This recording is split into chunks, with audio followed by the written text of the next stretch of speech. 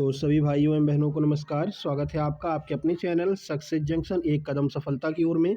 मेरा नाम है अतुल शुक्ला और हम लेकर के आ गए हैं आपके लिए मध्य प्रदेश पुलिस कांस्टेबल भर्ती 2025 3 दिसंबर सेकेंड शिफ्ट का एग्जाम एनालिसिस। जल्दी जल्दी से एनालिसिस को पूरा करेंगे, ठीक है। और काफ़ी सारे प्रश्न हमको हमारे पास में आ गए हैं जिनके बारे में डिटेल में आपको जानकारी देने वाले हैं। तो वीडियो को लाइक करके चैनल को सब्सक्राइब कर दीजिए, जिससे आगे आने वाली सारी वीडियो सारा एनालिसिस टाइम टू टाइम आपके पास में पहुंच सके। आज के जो प्रश्न भेजे हैं, आरिफा खान जी इनके 83 नंबर हैं, Hari Singh G ST category के 69 नंबर हैं इनके। इन दोनों लोगों ने हमारे पास से प्रश्न भेजे हैं। राशिद खान जी ने भी प्रश्न भेजे हैं। शुरुआत करते हैं साइंस से। आज का पहला प्रश्न है, किसी चालक को किस कोण पर रखने पर उस पर लगने वाला जो बल है वो सर्वाधिक होगा। फोर्स की बात की गई है, तो 90 डिग्री के अगर एंगल पर रखेंगे तो लगने वाला जो बल है वो सर्वाधिक लगेगा। किसी चुंबकीय क्षेत्र में रखे गए चालक पर लगने वाला बल सर्वाधिक तब होता है जब वह चुंबकीय क्षेत्र के 90 डिग्री लंबवत हो। इसका कारण यह है कि बल के सूत्र में साइन का जो पद होता है और साइन 90 का मान अधिकतम 1 होता है, जिससे बल भी अधिकतम होता है। तो 90 डिग्री पर जाकर के जो बल है, जो फोर्स है, वो सर्वाधिक आपको देखने को मिलेगा। चलिए आगे बढ़ते हैं। आगे बढ़ने से पहले आप लोगों को बता दें, एमपी पुलिस कांस्टेबल के कंप्लीट सुपर सिलेक्शन नोट्स से सीधे सीधे प्रश्न यहाँ पर देखने को मिल रहे हैं। जैसे कि 89 नंबर आज सुबह देखने को मिले, इन्होंने हमारे नोट्स लिए थे। आपको ये नोट्स के जो है स्क्रीनशॉट भी दिखाई दे रहा होगा। इसके अलावा ये एक भाई हैं सुभाष जी, इनके 80 नंबर आए थे 8 दिन में, आपने देखा होगा। तो इन्होंने भी हमारे नोट्स से तैयार किया था। शुक्ला सर की PDF से काफ़ी क्वेश्चन आ रहे हैं। 8 दिन में इनके 80 नंबर आए हैं, तो आपके नंबर भी अच्छे आ सकते हैं। आप ये कंप्लीट सुपर सिलेक्शन नोट्स ले सकते हैं। एमपी पुलिस कांस्टेबल के कंप्लीट सुपर सिलेक्शन नोट्स मात्र 179 179 रुपये में आपको उपलब्ध कराए जाएंगे। इसके अलावा MPSI के कंप्लीट सुपर सिलेक्शन नोट्स मात्र 199 रुपये में उपलब्ध कराए जाएंगे, जिसमें 8 से 9 सब्जेक्ट आपको देखने को मिलने वाले हैं, ठीक है। अब ये नोट्स कैसे प्राप्त होंगे वो भी आपको बता देते हैं। देखिए, ठीक है, तो आप ये नोट्स प्राप्त कर सकते हैं। ये नोट्स से सीधे सीधे प्रश्न देखने को मिल रहे हैं। छोटी सी प्रक्रिया है जिसके माध्यम से आप ये नोट्स प्राप्त कर सकते हैं। ये QR कोड आपको दिखाई दे रहा है, इसका स्क्रीनशॉट खींच लीजिए। एमपी पुलिस कांस्टेबल और ASI LDC के नोट्स मात्र 179 रुपये में उपलब्ध हैं। इसी पर पेमेंट करके स्क्रीनशॉट इस व्हाट्सएप नंबर पर सेंड करके आप ये नोट्स प्राप्त कर सकते हैं। MPSI के कंप्लीट नोट्स मात्र 199 रुपये में हैं। इसी तरह से आप MPSI के भी नोट्स प्राप्त कर सकते हैं। देखो, बगल में फंक्शन चल रहा है भाई, कल मेहंदी थी, आज हल्दी, जाने क्या क्या हो रहा है, तो साउंड वाउंड बज रहा है, तो उसका इशू थोड़ा सा आपको देखने को मिलेगा। इसलिए इस वीडियो को जल्दी जल्दी हम खत्म करेंगे, ठीक है ना। तो नोट्स आप लोग ले लेना जिस भी एग्जाम के आपको नोट्स से चाहिए। चलिए अब सीधे चलते हैं अगले प्रश्न की ओर। लकड़ी के चारों ओर चुंबकीय बल कार्य करता है कि नहीं, ये पूछा गया था। तो लकड़ी जो है वो एक अचुंबकीय पदार्थ है, यानी कि इस पर जो है किसी भी तरह का चुंबकीय बल, चुंबकीय फोर्स, मैग्नेटिक फोर्स से कार्य नहीं करेगा। देखिए, लकड़ी पर चुंबकीय बल कार्य नहीं करता है क्योंकि यह एक गैर चुंबकीय पदार्थ है, ठीक है। चुंबकीय क्षेत्र रेखाएं लकड़ी के माध्यम से गुजर सकती हैं, लेकिन लकड़ी स्वयं चुंबकीय रूप को आकर्षित या चुंबकित नहीं होती है, यानी कि ये जो लकड़ी है वो चुंबकीय नहीं है। तो लकड़ी चुंबकीय पदार्थों जैसे कि लोहा से अलग है, जो चुंबक की ओर आकर्षित होते हैं। तो लकड़ी में मुक्त इलेक्ट्रॉन या फिर फेरोमैग्नेटिक डोमेन नहीं होते हैं जो चुंबकीय क्षेत्र को जवाब दे सकें। इसलिए लकड़ी जो है वो अचुंबकीय पदार्थ है, यानी कि नॉन मैग्नेटिक मेटल होता है, ठीक है। मेटल तो है ही नहीं, नॉन मैग्नेटिक होता है आपकी जो वुड होता है, जो लकड़ी होती है, ठीक है। चलिए आगे बढ़ते हैं। अगला प्रश्न, 30 मीटर की दूरी पर रखी किसी वस्तु का उत्तल लेंस पे प्रतिबिंब कितनी दूरी पर बनेगा यदि बिंब की लंबाई 20 सेंटीमीटर हो। तो इसका आंसर आएगा V बराबर -60 सेंटीमीटर। वही 1/U बराबर 1/V 1/ उसमें रख करके आप मान निकाल लेंगे, ठीक है। तो वस्तु की दूरी 30 सेंटीमीटर, फोकस दूरी 20 सेंटीमीटर दी गई हो, तो प्रतिबिंब की दूरी यानी कि V का मान -60 सेंटीमीटर आएगा और प्रतिबिंब वास्तविक प्रतिबिंब बनेगा, ठीक है। आगे बढ़ते हैं। अगला पूछा गया, मादा प्रजनन तंत्र में योनि को गर्भाशय से कौन जोड़ता है। तो गर्भाशय ग्रीवा, जिसे हम सर्विक्स कहते हैं, ये योनि को गर्भाशय से जोड़ने का कार्य करती है। देखिए, तो योनि को गर्भाशय से गर्भाशय ग्रीवा यानी कि सर्विक्स जोड़ती है। यह गर्भाशय का निचला संकरा हिस्सा होता है जो एक सुरंग की तरह कार्य करता है और योनि को गर्भाशय के मुख्य भाग से जोड़ता है। गर्भाशय ग्रीवा गर्भाशय नाल का निचला हिस्सा होता है जो योनि में जाकर के खुलता है। इसके अलावा फेलोपियन ट्यूब से आपको कंफ्यूज नहीं होना है। फेलोपियन ट्यूब गर्भाशय को अंडाशय से जोड़ती है। अगला, लड़कों की आवाज़। कल भी ये प्रश्न पूछा गया था शाम वाली शिफ्ट में ही, कि लड़कों की आवाज़ में भारीपन, चेहरे पर बालों या फिर मूंछों का आना, ये किस हार्मोन की वजह से होता है। तो टेस्टोस्टेरोन हार्मोन्स की वजह से होता है, ठीक है। तो लड़कों में आवाज़ में भारीपन, चेहरे पर बाल आना टेस्टोस्टेरोन हार्मोन का जो है वजह से होता है। इस दौरान ये सारी चीज़ें यहाँ पर दी गई हैं। आप लोग वीडियो को पॉज़ करके आराम से पढ़ लेना। वीडियो को हमें जल्दी ख़त्म करना है क्योंकि बगल में साउंड वगैरह चल रहा है। इससे पहले साउंड तेज़ हो, उससे पहले वीडियो को ख़त्म कर लेते हैं, ठीक है?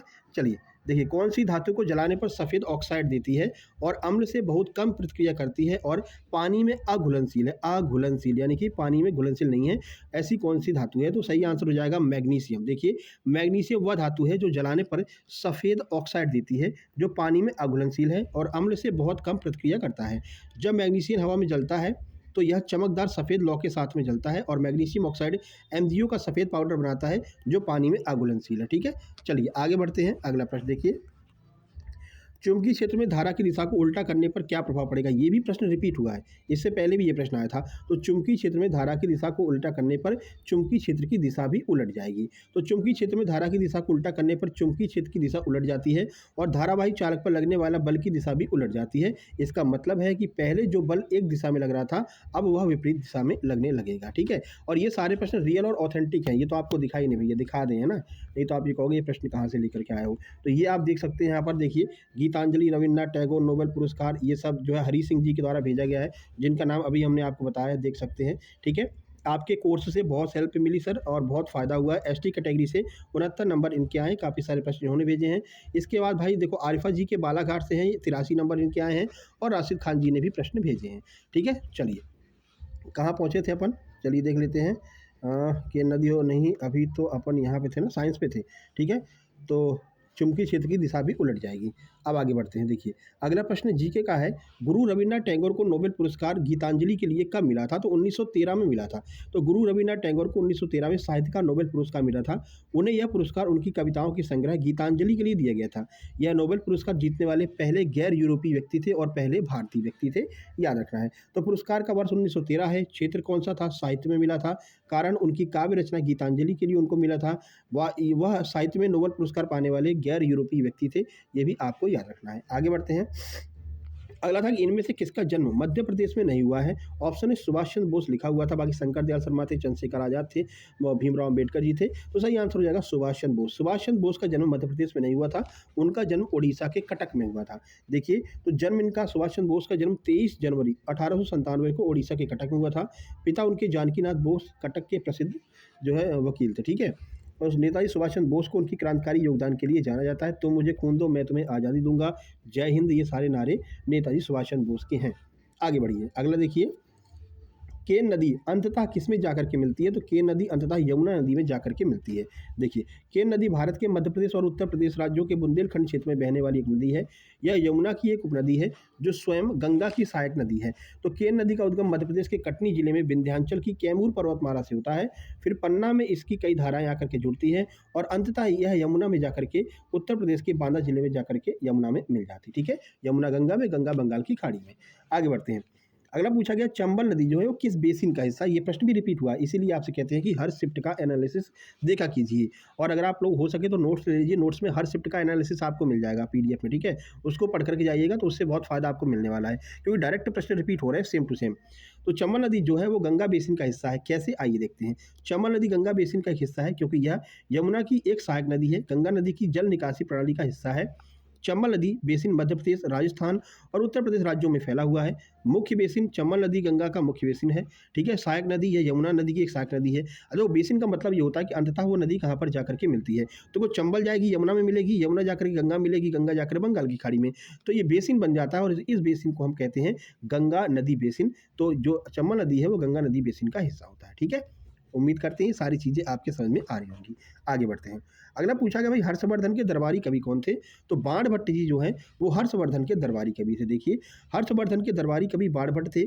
वह 7वीं शताब्दी के संस्कृत गद्यकार और कवि थे, जिन्होंने हर्षवर्धन के शासनकाल में उनके दरबारी कवि के रूप में कार्य किया था। उन्होंने हर्षचरित्रम और कादम्बरी जैसे प्रसिद्ध ग्रंथों की रचना की थी। तो बाणभट्ट हर्षवर्धन के आस्थान कवि थे और उन्हें राजा जीवन और उनके शासनकाल पर विवरण रचनाओं के बारे में बताया है, ठीक है? प्रसिद्ध रचनाएं देख लीजिए। प्रसिद्ध रचनाओं में हर्षचरित्रम और जो है कादम्बरी, ये 2 रचनाएं बाणभट्ट के द्वारा रची गई हैं। कादम्बरी बार-बार आपसे पूछी जाती है। अगला पूछा गया, उत्तर कोरिया की राजधानी क्या है? तो उत्तर कोरिया की राजधानी प्योंगयांग है। अब आप कंफ्यूज ना हो, इसलिए उत्तर कोरिया और दक्षिण कोरिया दोनों की राजधानी और मुद्रा सब बता देते हैं आपको। उत्तर कोरिया की राजधानी प्योंगयांग है। इसकी मुद्रा जो है आपकी उत्तर कोरियाई वॉन है। प्योंगयांग देश का सबसे बड़ा शहर और एक प्रमुख औद्योगिक परिवहन केंद्र है। वहीं दक्षिण कोरिया की बात करते हैं तो दक्षिण कोरिया की राजधानी सियोल है और इसकी मुद्रा भी दक्षिण कोरियाई वॉन है। मुद्रा दोनों की सेम है, राजधानी अलग अलग है, तो दोनों की बता दिया। आगे हो सकता है दक्षिण कोरिया आपसे पूछ रहे हैं ना, तो काहे पीछे रहे किसी बात में। अगला, बसदेवा नृत्य किस समुदाय के द्वारा किया जाता है? तो बसदेवा गायक समुदाय के द्वारा बसदेवा नृत्य किया जाता है। तो बसदेवा नृत्य पारंपरिक रूप से बसदेवा गायक नामक समुदाय द्वारा किया जाता है, जो बघेलखंड क्षेत्र से आते हैं।